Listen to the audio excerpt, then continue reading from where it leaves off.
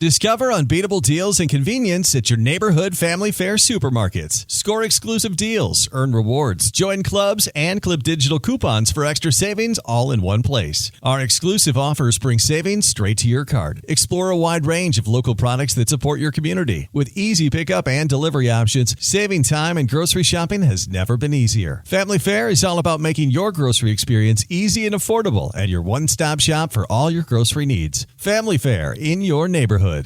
Hey guys, it is Ryan. I'm not sure if you know this about me, but I'm a bit of a fun fanatic when I can. I like to work, but I like fun too. It's a thing. And now the truth is out there. I can tell you about my favorite place to have fun. Chumba Casino. They have hundreds of social casino style games to choose from with new games released each week. You can play for free anytime, anywhere. And each day brings a new chance to collect daily bonuses. So join me in the fun. Sign up now at ChumbaCasino.com. No purchase necessary. VGW. Void where prohibited by law. See terms and conditions. 18+. They say you have three names. The one you inherit from your family. The one your parents gave you. And the one you make for yourself. So create the brand of you. Find the job you've always dreamed of and make it yours by going to Irish Jobs, Ireland's online recruitment platform. Take control of your career. Visit irishjobs.ie and move up to the next level you. Irish Jobs. Make a name for yourself.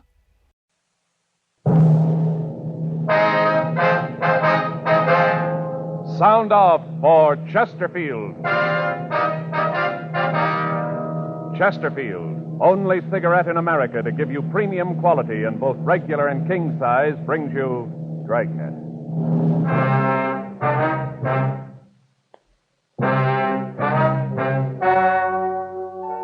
Ladies and gentlemen, the story you are about to hear is true. The names have been changed to protect the innocent.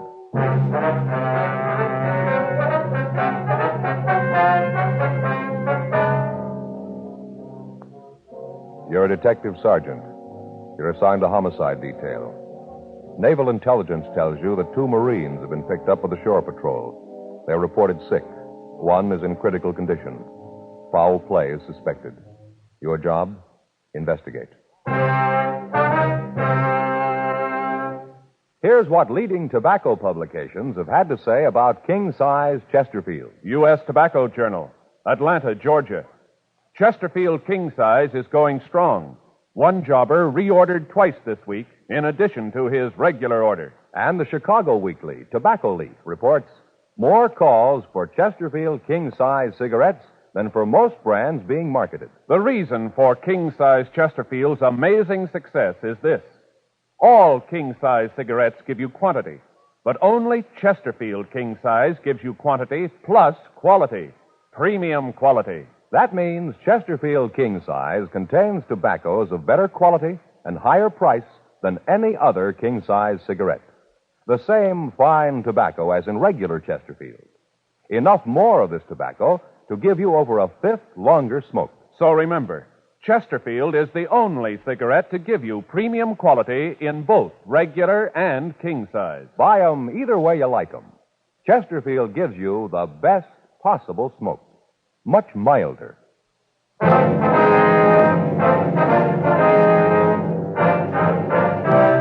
Dragnet, the documented drama of an actual crime. For the next 30 minutes, in cooperation with the Los Angeles Police Department, you will travel step by step on the side of the law through an actual case transcribed from official police files. From beginning to end, from crime to punishment, Dragnet is the story of your police force in action. It was Tuesday, July 10th. It was hot in Los Angeles. We were working the day watch out of homicide detail. My partner's Frank Smith. The boss is Captain Lorman. My name's Friday. It was 7:58 a.m. when I got to room 42. Homicide. Morning, Joe. Hi. Just get in? Yeah. Anything in the book? I'm looking. What's the matter? You hacked about something? No. Why do you ask that? Well, figures you're sore about something. What'd you do, take a sour pill? You keep this up, you won't be asked to post toothpaste ads. Well, now, that's funny. All right, Joe. Tell your Uncle Dudley. What's the matter? Well, it's that court deal yesterday. It was miserable. Thing you and Gaffney been working out? Yeah, the white glove bandit came up while you were out on vacation. Spent over a month on it. Covered it from every angle. Yeah? Looked like we had the guy any way he turned. We had an idea how much he'd taken on each job. Lee thought he traced him on every move he made on each of the deals. We figured we really had the guy. DA's office thought so, too. They quit him? Yeah. Let him walk right out. 12 men, good and true. Let that cheap hoodlum walk right out on the streets a free man. Well, that's the way it goes sometimes. Is there Mr. Friday here? Yes, sir. I'm Friday. Is something I can do for you? Well, I'm Richard Houston, Naval Intelligence. Deputy Chief Brown directed me to you. I see. Well, it's my partner, Frank Smith, Lieutenant Houston. Hello, Smith. Like to sit down, sir? What is it we can do for you? Well, we got a weird one. That's why we thought your department ought to be in on it. About all I can tell you is just the skeleton of the thing. We don't know all the details. We haven't gone into it completely yet. We figured you fellas would like to be in on it from the beginning. Looks like it's going to be a police investigation. Yes, sir. To begin, I should go back 3 weeks ago and tell you the story as near as we've been able to reconstruct it. Yes, sir. Go right ahead. Well, a couple of Marines left the base. They'd just gotten back from Korea, both on a 48-hour pass. We figured they came up here to L.A. They had a lot of back pay in their pockets. We don't know where they started, but they ended up in a cheap hotel. We got a call from the shore patrol early Monday morning. They'd gotten a complaint that the two boys were causing a disturbance in the hotel. They picked them up and found they both were in a pretty bad way. They had them shipped to the Naval Hospital down at Long Beach. By the time they got there, they were really rocky. Well, I'm sorry, sir, but I don't quite see just how we're connected with this. Well, I'm getting to that. I'm sorry. All right, I'm a little long-winded. Anyway, last night, the boys had been AWOL for over 2 weeks. They were brought into the hospital, like I said. Doctors did what they could, but it was too late to help. One of the boys died late last night. We're not sure about the other one. That's where you come in. Sir? They were both poisoned.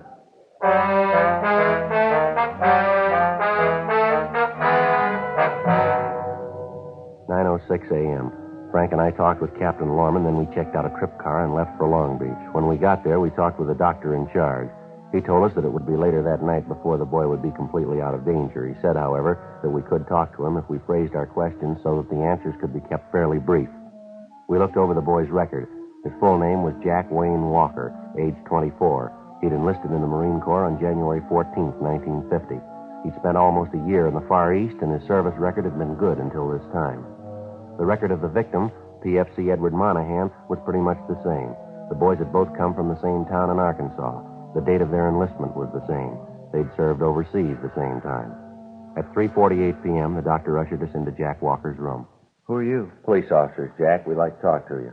Well, what's it about? I haven't done anything. At least I don't think I did. No, it's not that. We'd like to find out what happened while you were up in L.A. Well, I killed my buddy up there. That's what happened. You heard about that, didn't you? Yes, we did. That's what we want to talk to you about. Poor Ed. A year in Korea. Guys taking pot shots at us. Cold, mud. Then we got to come back here to get it.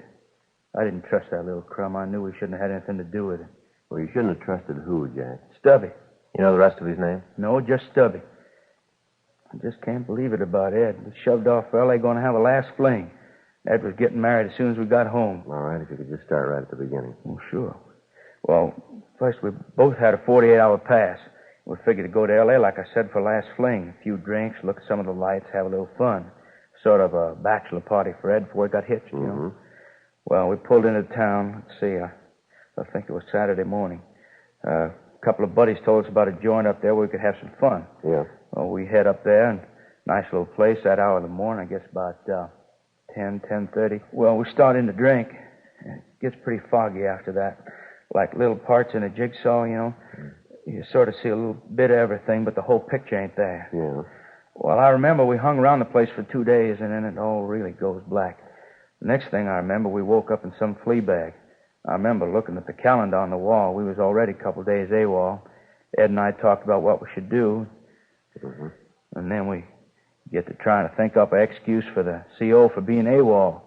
With our CO ain't easy. He's had experts try. Ed says he'd figure out something, so we start for the bus depot, get back to base. On the way, we pass this bar, and Ed says, well, maybe we ought to stop and have one more for the road, so we do, and I don't remember much for a couple more days. And I remember once we stopped and watched a guy get tattooed. Ed and I got talking about it, you know, whether or not we should have it done. Finally, we figured it was kind of kid stuff, so we didn't. I remember that because it was right after we left the tattoo place, we went to this bar where we met Stubby. Now, this is the fellow that you were talking about? Yeah, it's him. And you met him in a bar, isn't it? Yeah. Ed and I were sitting there trying to figure out what we was going to do, you know. We were pretty broke by this time, and then, too, we was over 2 weeks AWOL. Anyway, sliced it, we had big trouble. Yeah. Well, we walked into this place. It was about 4:30 or 5 in the afternoon. At least near as I can tell, that's about what time it was. The whole deal gets kind of foggy. We sat down at this bar and ordered a drink. and just sitting there minding our own business, trying to figure what we ought to do. Then this stubby joker comes up, sits down next to Ed, brings a drink with him. He was in the bar when you came in, is that right? Yeah, well, at least I think so. I didn't pay much attention, but he had a drink when he come up to Ed and me. Yeah, go ahead.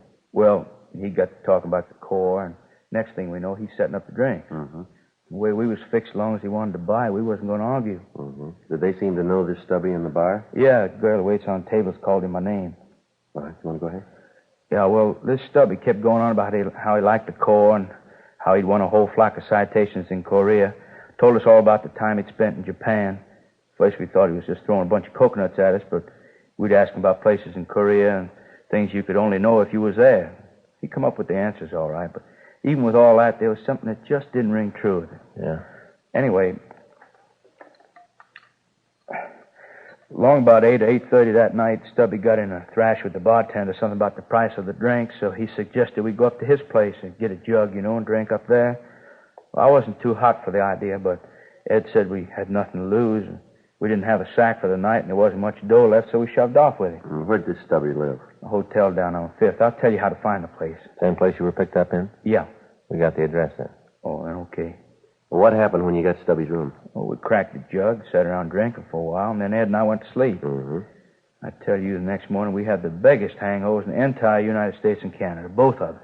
We felt miserable. Ed started beefing about the cheap booze Stubby'd rung in on us. That's when he tried to tout us on them pills. What pills are those? Oh, them things supposed to relieve hangovers.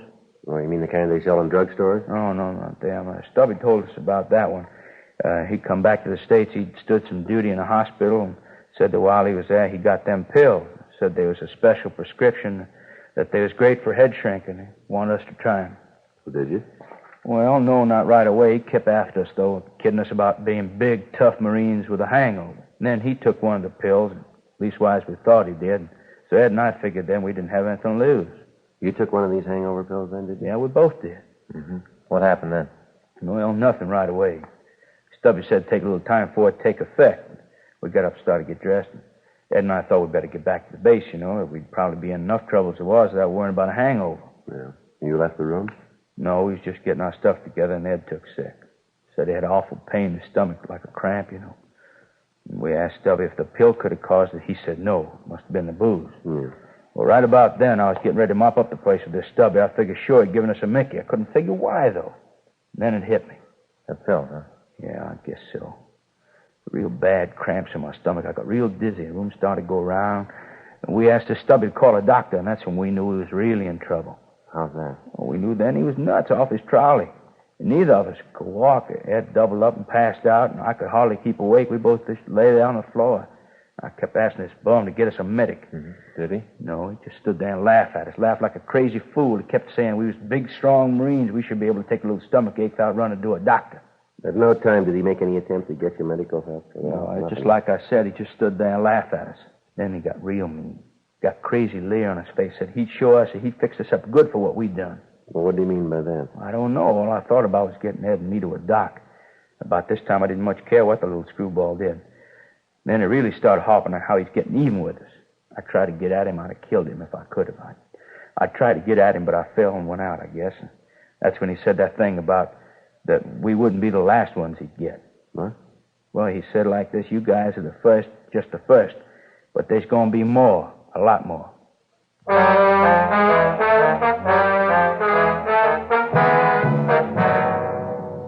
We continued to talk to Jack Walker. He gave us a complete description of the man he'd known as Stubby. And going over the story again with him, there were a few changes in it, but none that couldn't be accounted for by his condition. We got the address of the bar where he'd met Stubby. We checked with the doctor, and he told us that both boys had been given a powerful corrosive poison. He went on to say that it was a miracle that Jack Walker was still alive. 9:26 p.m. Frank and I drove back to Los Angeles. We checked into the office and ran the name Stubby through the moniker file in R&I, but we found nothing. We got out a local and an APB on the description and the name. The stats office started to run on the M.O. Frank and I checked the hotel on 5th Street, and the manager showed us the room, but he said that it had been cleaned and occupied since the two Marines had left. Leighton Prince went over the room but failed to come up with anything. We took the hotel registration card and booked it in as evidence. The man had signed his name as Alton Richards. The manager gave us the same description as the one we'd gotten from the Marine. We ran the name through R&I, but we failed to come up with any new leads. There'd been no replies to the broadcast, and the staff's office had finished the run and had come up with 4 possible suspects. These were checked out, but they led us nowhere. 2:30 a.m. We checked the bar, but we found it was closed. Wednesday, 8:14 a.m. We briefed Captain Lorman on the developments, and then we went over to again check the bar where the 2 Marines were supposed to have met Stubby. The place was deserted except for one man drinking a beer. The waitress was sitting in a rear booth filing her fingernails. Frank and I went back to talk to her. Yeah, something you want? Well, police officers, miss. We'd like to talk to you. Cops, huh? Yes, ma'am. This is my partner, Joe Friday. My name's Smith. Yes. Boy, does that sound phony. Here's my ID card. Yeah, it's Smith, all right. What do you want? Will you mind if we sit down? No, go ahead, live. Thank you. What's this all about? Do you work here steady? Yeah, most of the time. What's your name, miss? Vera. Vera Gay. Well, Miss Kay, were you working here around the 8th or 9th or the 10th of July? Yeah, and you can make it Vera. Mm-hmm. You know most of the people who come in here regular, do you? Yeah, I suppose so. Wonder if you'd look at this description and tell us if you know the man here. WMA. What's that mean? White male American. Yeah, WMA. 36 years, 5'7" to 5'9", 155 pounds stubby. Yeah? Yeah, I know him. Comes in here all the time. Nice guy. Loud when he gets drunk. He's always nice to me, though. Tells me I should be in pictures. You know, the movies. Yes, ma'am. Have you seen him today? No, he hardly ever gets in before maybe noon, 1 o'clock. It just doesn't bother you, does it? Am I following my nails? Not at all. He does bother some people, you know. Mm-hmm. Like running a piece of chalk down a blackboard. Miss Stubby, does he have any other name? Would you know it? Yeah, Paul Rogers. That's another one, Joe. No. Do you want to go ahead, miss? I went out with him a couple of times, finally gave it up. I couldn't go that route. What's that, ma'am? All he talked about was either him in the Marine Corps and what a big hero he was, or else how he was going to get me in pictures, you know, movies. Yes, ma'am. I didn't come out to California to get in the movies. Well, I came out to be a private secretary, only those jobs are a little hard to get, so I work here. Make enough for coffee and cakes. And when a job comes along, I'll take it. Work in a big office, nice boss. Who knows, he might even marry me. Well, that movie hokum for me, no, sir, not your little Vera. Did you work on the night of the 9th? It's the night before last? Let's see. Yeah, I was in. You happened to see the Stubby Rogers that night? Well, I got to think about that. Let's see. That was the night we had the fight just before closing. Yeah, he was in earlier. Do you happen to notice if he was with anybody? What's this all about? He do something you want him for? No, we just like to talk to him. Yeah. Well, if he did anything, we had nothing to do with it. This is a good place. We got nothing to do with the people who come in. Got the price of a drink, they get served. We don't ask for trouble. Oh, we aren't going to cause any trouble, miss. We just want to talk to this Rogers. Yeah, well, as long as we aren't rung into it. Do you remember if he was with anyone? Yeah, he was with a couple of Marines. Left with him, had a beef with Sam. He's the night bartender. Complained that the drinks were too high. I don't know what he was crying about. He's been drinking here a long time. Never had problems before. You saw him leave with these 2 Marines then? Yeah, 3 of them walked out. I think, actually, they sort of floated out. The 2 kids were really boiled. You remember what time it was when they left? Oh, that'd be kind of hard to tell. We were pretty busy. It was pretty important, miss. Let me think. I guess maybe around 8, maybe 8:30, around in there. It's just a guess, though. Do you have any idea where this Rogers lives? Yeah, I've been there a couple of times. Hotel on South Hill. Mm-hmm. Can you give us the address? Yeah, I got it in the purse. Yeah, I should have known he was a phony. All he'd say, and I thought he could get me in pictures, you know, in movies. Yes, ma'am. Well, don't come that way. Don't you understand? I didn't come out here to get in pictures. I came out to be a private secretary. Here's the address. Here, keep it. I won't be using it anymore. All right, thank you, Miss Kay. Here's our card. If you think of anything more you think we ought to know, we'd appreciate a call from you. Yeah, thanks.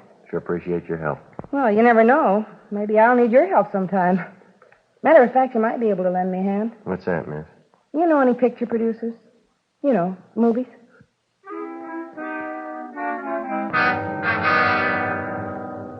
Frank called the name Paul Rogers into the office, and a supplementary broadcast and an APB were gotten out. A stakeout was arranged on the bar. We went back to the city hall, and a check through R&I on the name Paul Rogers netted us nothing. We drove over to the hotel on South Hill. The manager told us that Rogers was not in his room. He went on to say that Rogers had not been using his room regularly for the past week or so, but that he had been in a couple of days before in the company of a soldier, and that as far as he knew, the soldier was still in. In the company of the manager, Frank and I went upstairs. The manager unlocked the door, and we went in. Wait a minute, Frank. There's someone in bed. Yeah. Come on, you. How about it? Just a minute. How about it, Joe? I don't know. He's dead.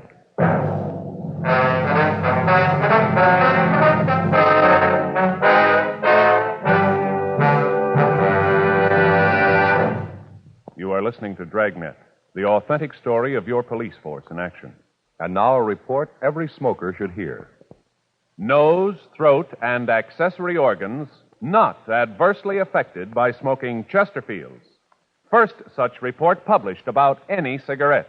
A responsible consulting organization reports a study by a competent medical specialist and staff on the effects of smoking Chesterfield. For 6 months, a group of men and women smoked only Chesterfield, 10 to 40 a day, their normal amount.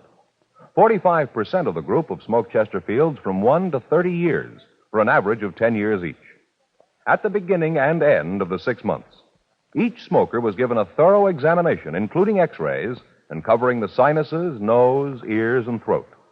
After these examinations, the medical specialist stated, "It is my opinion that the ears, nose, throat, and accessory organs of all participating subjects examined by me were not adversely affected in the 6-month period by smoking the cigarettes provided." Remember this report and buy much milder Chesterfield, regular or king size.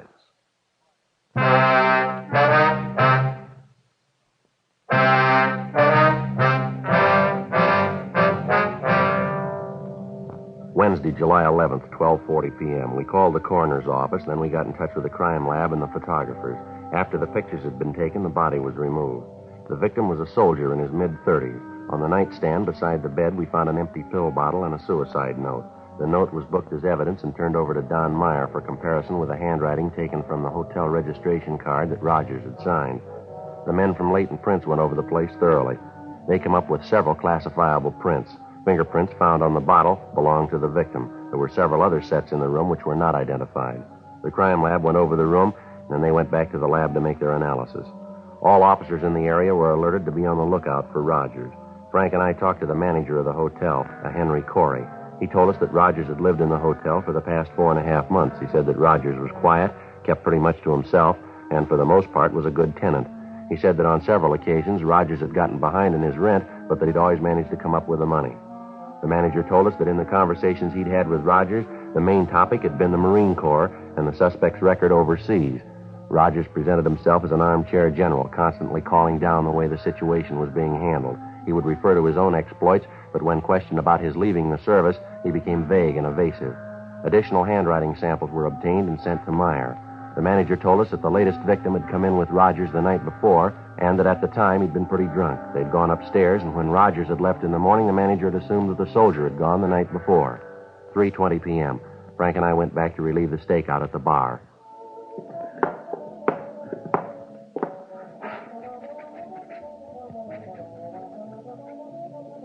Back again? Yes, Miss Gay. Sit down. Thank you. It seems like every time I see you, I'm doing something with my nails. This morning filing them, now I'm filing them again. I'm going to put polish on them after this. I guess you think I'm pretty vain. No, not at all, miss. A new color called Frosted Rose. And pretty? Mm-hmm. Kind of iridescent, what the label says. To sprinkle your nails with stardust. Yes, ma'am. It's a pretty bottle, too. They sure put things up nice nowadays. Uh-oh, here comes your boy. That's Rogers. Yeah. Yes, Stubby, what'll it be? Bourbon Coke. How's it going, Stubby? Same old six as before. Yeah, pretty dull. Yeah, you're doing a great business. It's early yet. Here's your drink. It'll be 4 bits. There you go. All right, thanks, good. All right, Frank, let's go. No trouble now. Not unless he makes it. Hi, fellas. Something you want? You Paul Rogers? Yeah, who are you? Police officers. We'd like to talk to you. I don't want any trouble in here. No, there's not going to be any trouble. Always fights. Why is it everybody comes into a bar and starts fights? Ain't there someplace else to be? All right, come on, Rogers. What for? You got nothing to hold me in. We'll talk to you about that, too. Well, let me finish my drink. No, afraid not. Let's go now. Look, I said I was going to finish my drink. Don't lean. Let's can it, mister, and go. I said I was going to finish my drink. All right, mister, on your feet. Nothing on him. Let's take him to the office. Sergeant. Yes, sir. Thanks. Sure appreciate it. Well, what's that? Thought for a minute there you were going to have a fight.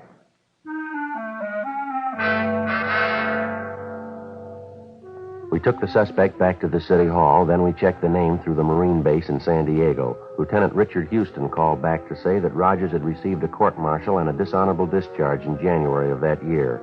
He'd been tried by a military court on a charge of stealing alcohol from the hospital pharmacy and selling it to the patients in the hospital. We stopped in handwriting analysis, and Don Meyer took an exemplar of the suspect's writing. When we checked by the office, there was a message from Sergeants Bill Cummings and Harry Hansen stating that their investigation had shown that the death of the soldier in Rogers' room was suicide beyond any doubt. 7:46 p.m. Frank and I talked to the suspect in the interrogation room. Terrible thing, treating a veteran like All this. right, let's save it, Rogers. There's a few questions we'd like some answers to. I got nothing to hide. All right, what were the conditions of your discharge from the Marine Corps? What do you mean? Did you get an honorable discharge or a dishonorable discharge? I had a little trouble. Lousy officers never did understand what the problems of the enlisted man were. What do you do for a living, Rogers? I work. Where? Around. You have a steady job? What do you mean steady? One you've held for, say, more than 6 months? Haven't been out of the service that long. Where'd you serve in the Corps? Japan, Korea. How long are you there? About 4 or 5 months. Why'd you come back? I was wounded. How? What do you mean, how? Just that. How were you wounded? Well, I wasn't exactly wounded. I had my feet frostbit. Mm-hmm. According to this here, you went AWOL and got lost. When they found you, your feet were frozen. Is that right? What's that you got? Your record in the Corps. You got a lot of nerve digging into that. Just what do you got me in here for anyway? I done nothing that puts me in line for this kind of treatment. You know a couple of Marines named Ed Monahan and Jack Walker? Monahan? Walker? No, I don't think I know. You ever register in a hotel on 5th Street? No, I live over on Hill. You know a soldier named Marty Wilton? What's he got to do with it? We found him dead in your room. You're cracking up. Yeah, sure, Rogers. We just dreamed we found that body. Had nothing to do with him. Met him in a bar. He said he wasn't feeling too good. Said he didn't have a place to sleep. I let him have my room. Something wrong in that? Be a little kind, and now even that gets you in trouble. You sure you don't know a Marine named Ed Monahan? Positive. There's something wrong, Rogers. Girl at the bar says she saw you leave the place with 2 Marines. They could have been Monahan and Walker. Well, maybe I know them. I might and still not know their names. You didn't take them up to a room you'd rented in a hotel on 5th Street? No, I told you once I never lived on 5th. Checked with our handwriting man. He says your writing matches some samples we found on the hotel register. Maybe I write like somebody else. No, we don't think so, mister. How about Jack Walker? Maybe you know him, you just didn't remember him. No, I keep telling you, I don't know them. Vera says you do. Well, she's lying. Is she? Sure she is. She's trying to save her own skin. From what? She doesn't want to stand a rap for murder, can't you see? Yeah, go ahead, Roger. I'm saying nothing until I see my lawyer. You sure you don't want to tell us why you did it? I got nothing to say. Makes it tough, Roger. What do you mean? Just makes it rough, that's all. Looks like you're going to have to stand a murder rap. Yeah? It's the way it looks. Well, I didn't mean it. I didn't. I just wanted to get even, that's all. Just get even. For what, Rogers? For the way the Corps treated me. Kicked me out. I didn't do anything really wrong. Copped a little alcohol, that's all. No harm done. They look at it a little different. Yeah, that's the trouble. Stinking brass, they're all alike. They don't care what happens to us, the guys in the field. I tried to get a job. I looked everywhere. I just didn't fit. Seemed like everywhere I went, I got into trouble. I wanted like it was when I first went in. Like it was after boot camp. Walking down the street, girls looking at you, a Marine, a big man. They took that away from me. They wouldn't let me enlist again. I tried, but they wouldn't let me. You can understand what that'd do to a guy, can't you? I don't know. Well, it tore me apart. Right then, I decided to get even with all the stinking gyrenes in the world. They wouldn't let me in, and I hated them. Yeah. Remember what happened the day you gave the 2 boys the pills, do you? Sure, remember all of it. Oh, they cried for a medic. They weren't big men then. No, sir, they sure weren't. All right, Rogers, we'll get a stenographer. Tell me, Sergeant. Yeah. Did I get both of them? No, Walker's going to be all right. He the young one? That's right. A real nice kid. Lucky, too. Is that right? Yeah, no worries. Really got it made. Uniform, that's what does it. Uniform makes all the difference in the world. Yeah, well, don't worry. You'll get one.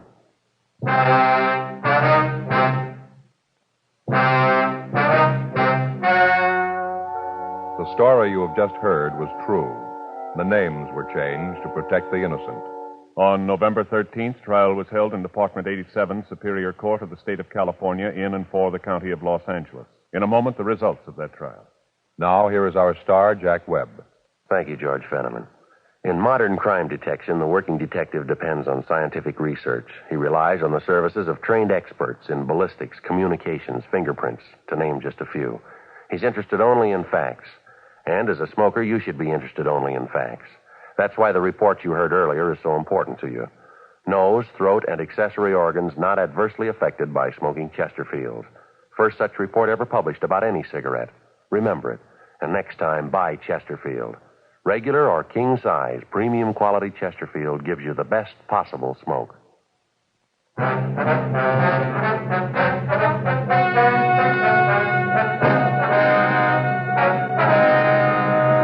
Paul M. Rogers was tried and convicted on 1 count of murder in the first degree. He was sentenced to life imprisonment in the state penitentiary, San Quentin, California.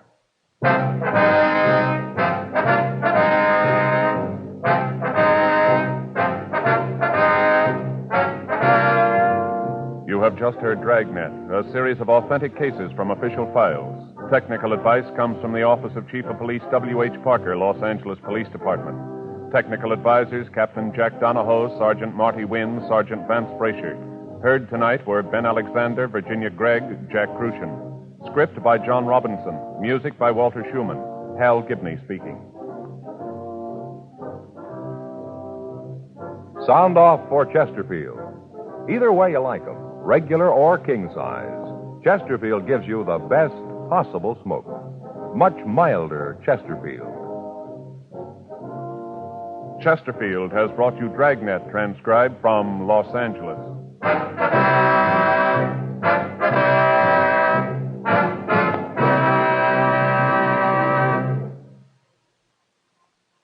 Tonight, it's Barry Craig, confidential investigator on NBC.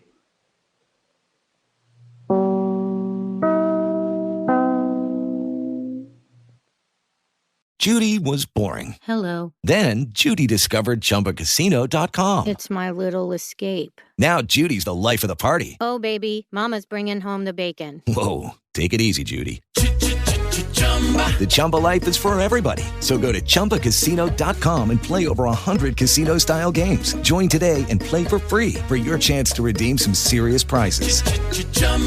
ChumbaCasino.com. No purchase necessary. Void where prohibited by law. 18+ terms and conditions apply. See website for details.